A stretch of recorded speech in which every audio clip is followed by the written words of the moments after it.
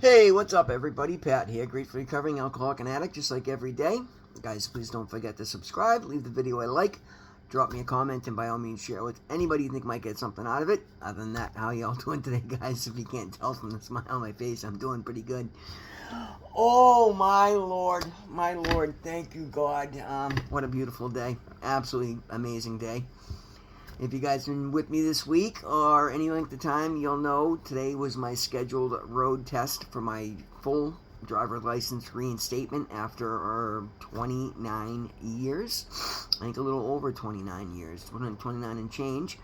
Obviously, I passed, no problem. Yeah, I mean, God, it was a lot of work getting here. It was a lot of wreckage in my past to put behind me.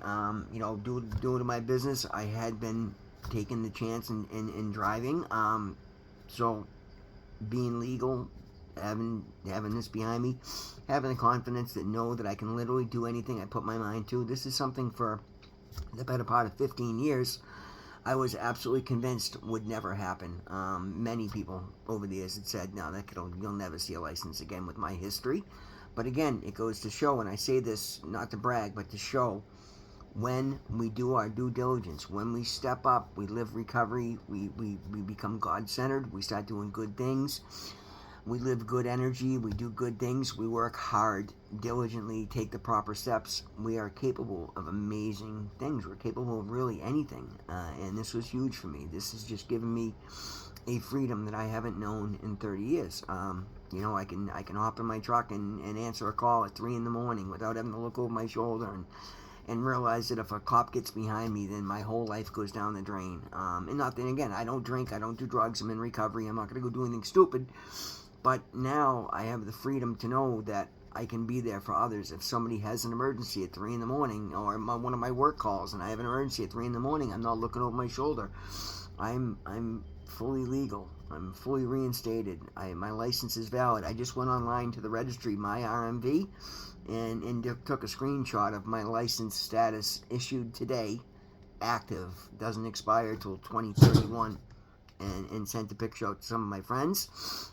And ironically, guys, this has been a day of friendship. One of my dearest friends in recovery, Marlene, took the afternoon off to be my sponsor. We had to drive an hour and change to Braintree, wait there for the better part of an hour, then do the road test, and then fight traffic all the way back.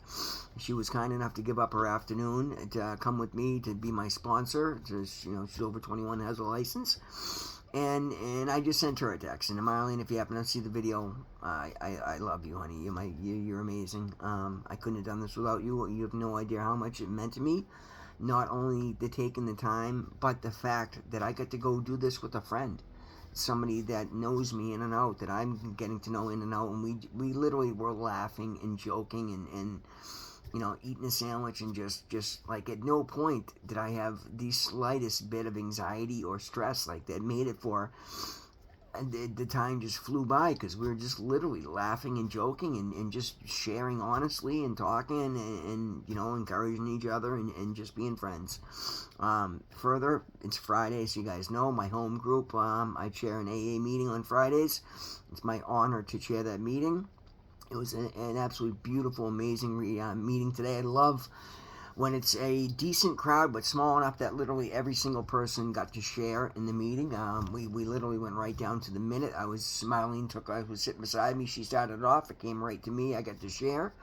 So many people hugging me and encouraging me and wishing me luck for the road test.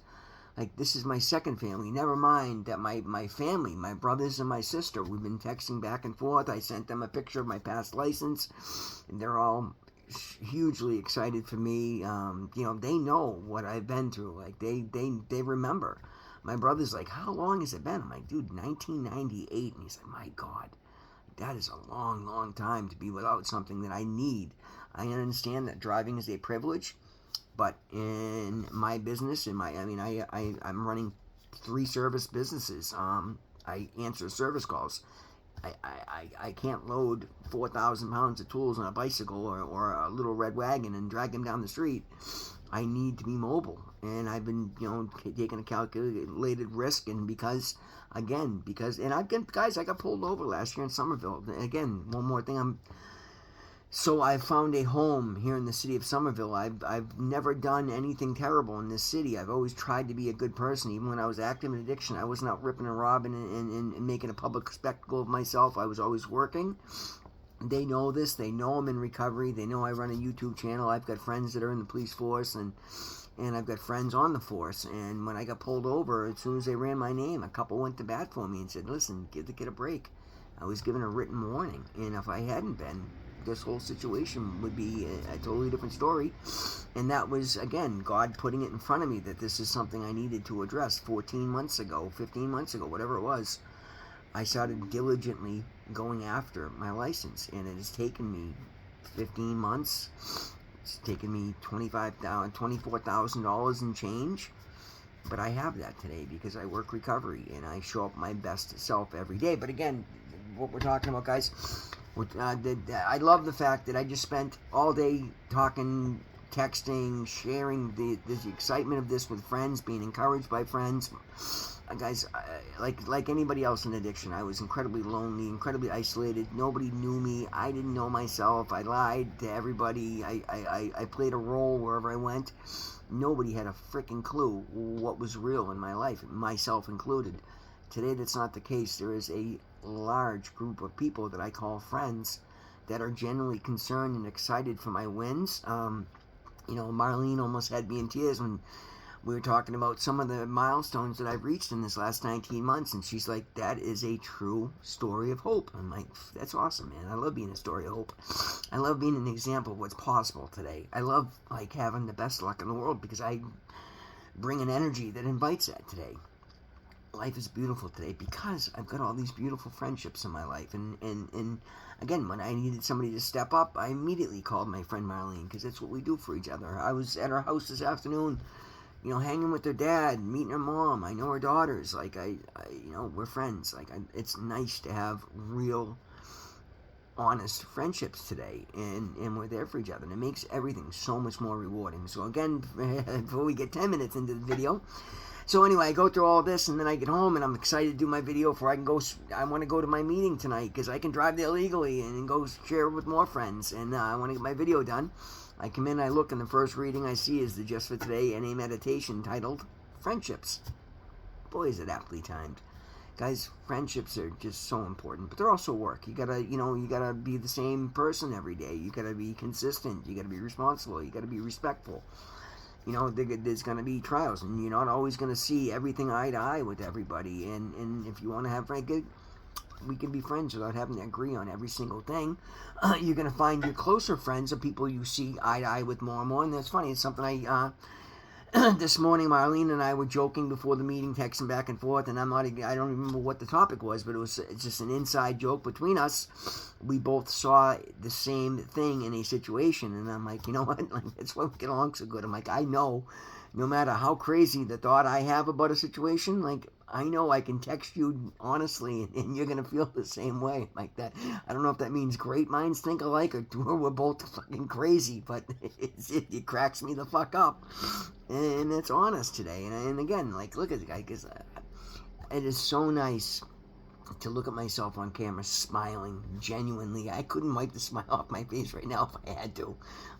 That is a beautiful feeling that I did not experience for a lot of years in addiction. I experienced that a lot in recovery, and my friends a huge part of it. The more I branch out, the more friends I meet. Most of my customers are friends at this point. We were driving back, and my friend Ed called. He needed a quick favor, so I just stopped and did that for him. And I had him on speakerphone, so Marlene, and when he hung up, I'm like, that's Doug's dad, Ed, my buddy Ed. And she's like, that's the 93-year-old guy? So he sounds like he's doing pretty good. I'm like, yeah, he really is, and again, Ed's 93, and he's one of my closest friends. I love Ed.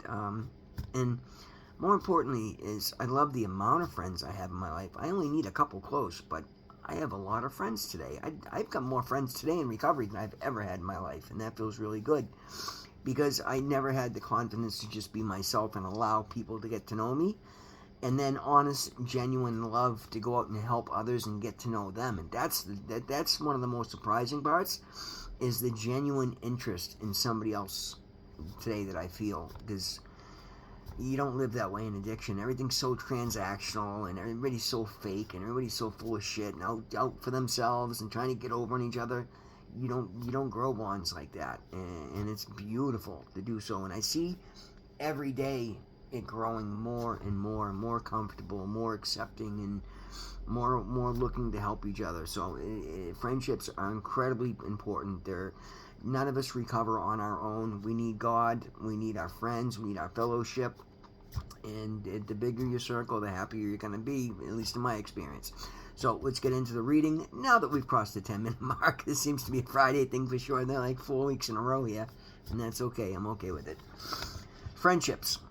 Our friendships become deep, and we experience the warmth and caring that results from addicts sharing recovery and a new way of life.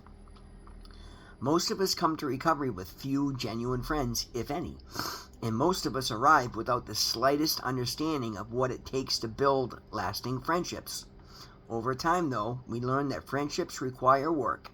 At one time or another, all friendships are challenging. Like any relationship, a friendship is a learning process. Our friends love us,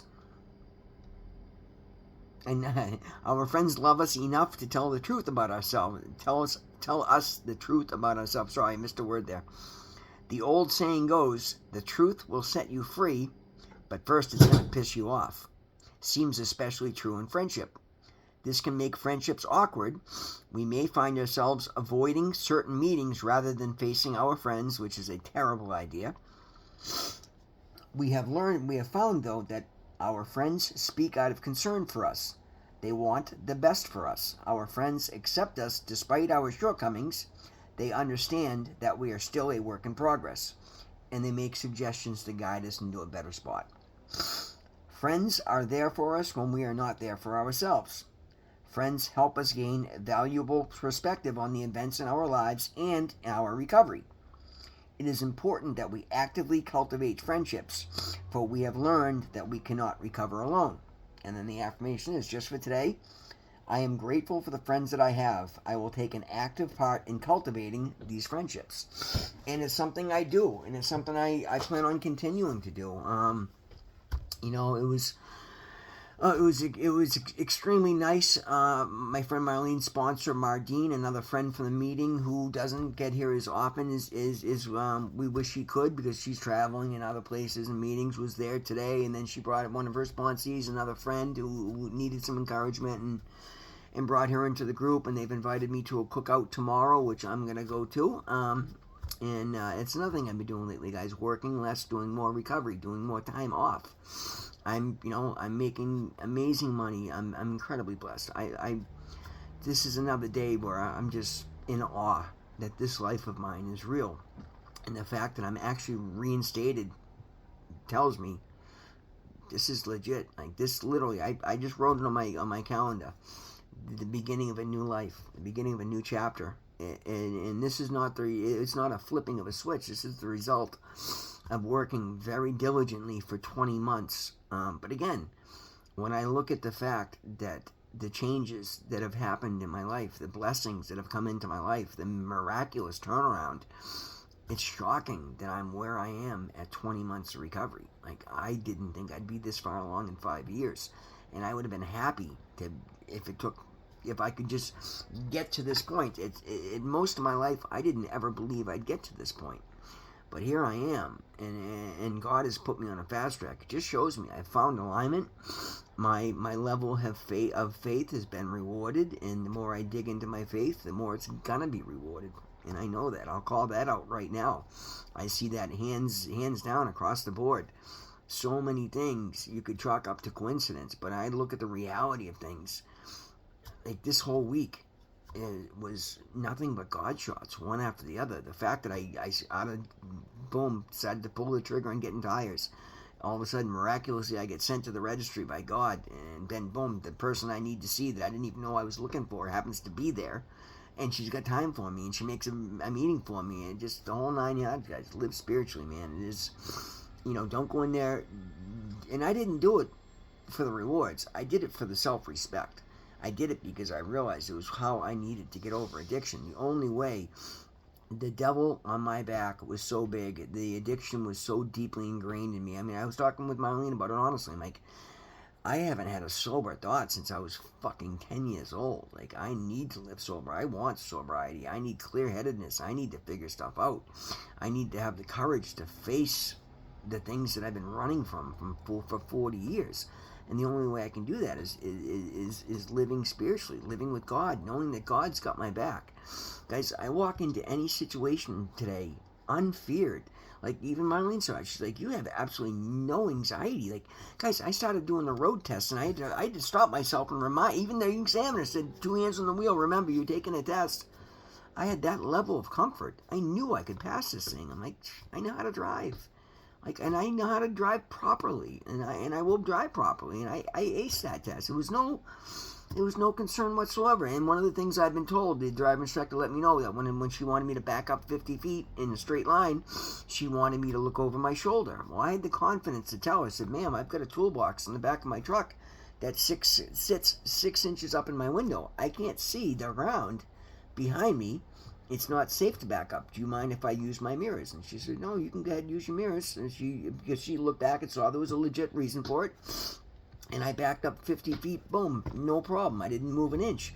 She had me parallel park behind a van on the side of the road. There was only one vehicle.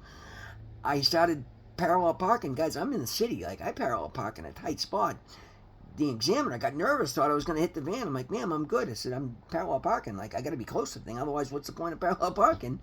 And she kind of was a little taken aback by it, but then she realized I was purposely putting myself where I was realistically parallel parking. I'm like, ma'am, I live in the city. I parallel park this truck multiple times every day. Like, I don't have 40 feet to parallel park. I pull into spots that are not more than a foot longer than my truck, and I do it in one shot. Like, I know what I'm doing. And I wasn't trying to be cocky, but I was just trying to show her that I was confident and I knew what I was doing. And it went amazingly well. She literally shook my hand afterwards, and I'm like, and I actually thanked her, because this is the same woman I found at the registry on Tuesday. And she's right. She goes, no. She goes, don't thank me. You did the work. You earned this. And I said, I know I did. I said, you're right. But you paved the way, and you made this much easier than it could have been. You took the time to hear me out and help me out. And I'm grateful for that. And I just want to say thank you. God bless you. Stay safe. Have a great day. And she know I meant it from my heart. And I could see the smile on her face. She's a tough-looking old lady, man. I wouldn't want to mess with her. But I ended up getting along with her amazingly well. And I see that more and more today. Because recovery and spiritual living and cultivating friendships has taught me how to treat other people, to make the most of it. I'm not trying to get something out of somebody. I'm just trying to get along with everybody. Because there's no point, guys. My sponsor was speaking in the meeting today, and he said something absolutely beautiful. I don't have to show up to every fight that I'm invited to. And that's God's honest truth.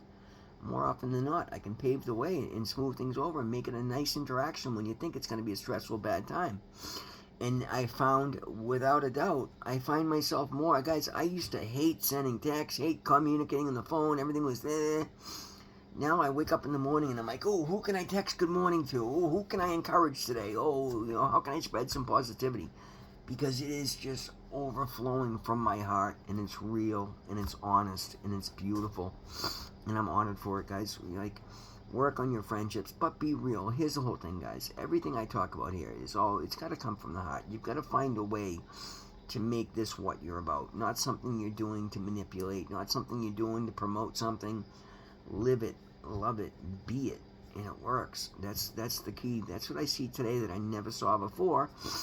And again, I said it again today. I'm like, I don't understand why it became so easy for me this time, other than the fact that I started to pray from an honest spot. I started communicating with God. I started paying attention to the answers in the signs He was sending me. And I realized that if I didn't give recovery my all, if I didn't make it my life, I would fail.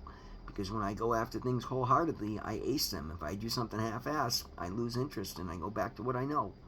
And when I know, all I knew before was miserable and pain and horrible and death. I don't want that. So I turned myself over to recovery. And I did so blind. I didn't know if I was going to fit in. I didn't know if I was going to thrive. I didn't know if I was going to love recovery. I love recovery. I love my life. I fit in everywhere I go. I get to bring positivity. I get to be an asset more often than not. Doesn't mean I'm perfect, doesn't mean I'm better than anybody else, but I'm by far the best version of me, and because I am, I have a lot of friends today, and I'm honored for that, and I love each and every one of them. Guys, that is a video for today. This is a day I will never forget. Thank you all for being here with me. Always remember, God loves you. I love you. We'll see you in the next one.